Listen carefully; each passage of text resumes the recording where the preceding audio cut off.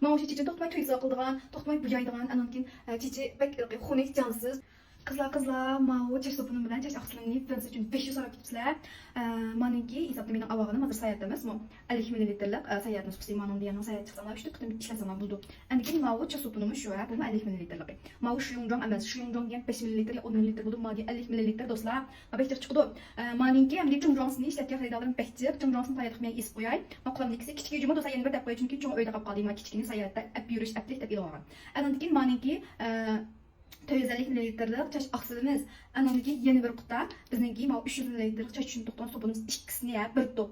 Çaş sobunla aksıl ikisini 99 koyuğa paliyet kıppadı. Lekin ma paliyet 2 günlük kapalı ama 5 iştik evinden dostlarım. Ma o çiçeğin toxtumay töyse kıldığan, toxtumay buyaydıgan, anamkin çiçeği bek xunik cansız, bek yerlik ketken kızı çokum çaş aksılımızı işitip yapalım. Elbette çaş sobunla aksıl ikisi bek şey çüyen beycuma dostlar.